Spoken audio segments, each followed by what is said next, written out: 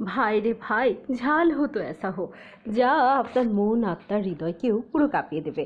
এমনই ঝাল ভর্তা দিয়ে আজ দুপুরে কিন্তু আমি একেবারেই হয়ে গেলাম ভেজিটেরিয়ান।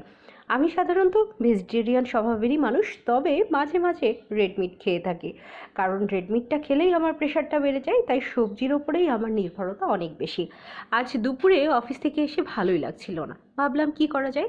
তাই ভাবলাম আজ একটু মুখের স্বাদ পরিবর্তন হোক, তাই অনেক দিন পর বানালাম আমার সেই প্রিয় ঝাল ভর্তাটা। যদিও আগেরবার যখন কলিগদের সাথে খাওয়ার জন্য বানিয়েছিলাম তখনকার মতো খুব ফার্স্ট ক্লাস মজাটা এবার হয়নি, কিন্তু হ্যাঁ, যা হয়েছে তাও কিন্তু জিভে জল আনার মতো।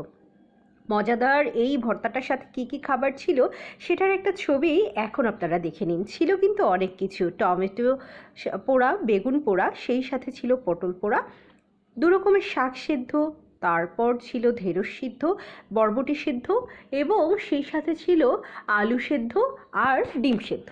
মজার এই খাবারটা খেতে যতটা না মজা লেগেছে তার থেকে বেশি কিন্তু আমার হাত এখন জ্বলে যাচ্ছে।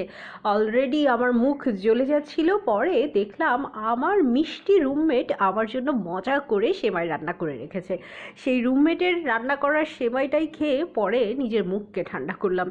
তবে হ্যাঁ, আমার মতো যারা ঝাল লাভার আছেন, যাদের ঝালের অনেক ক্রেভিং আছে, তারা জানে যে এই ঝালের ক্রেভিংকে দুনিয়ার কোনো ভয়ই টিকিয়ে রাখতে পারে না।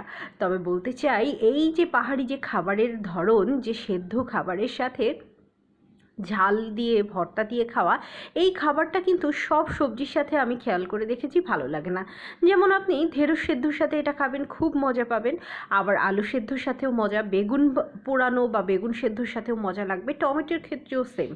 সেই সাথে যদি আপনি বরবটির সাথে খান ভালো লাগবে, কাঁকরোল বা করলার সাথে খান সেটাও মজা লাগবে। কিন্তু শাকের সাথে খুব একটা বেশি ভালো যায় না। অন্তত আমি যে কটা শাকের সাথে ট্রাই করেছি সেই কটা শাকের সাথে কিন্তু খুব একটা ভালো যায়নি। তবে এই ঝাল ভর্তাটা দিয়ে শুধু ভাত মেখে খেতেও কিন্তু ভীষণ ভালো লাগে। আর রেসিপিতে কী কী ছিল?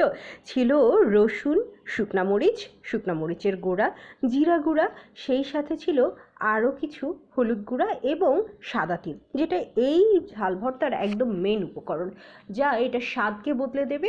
কিছুটা কাঁচা পেঁয়াজ দিয়েছিলাম এবং দিয়েছিলাম আদা কুচি তেলে। এই ছিল রেসিপি।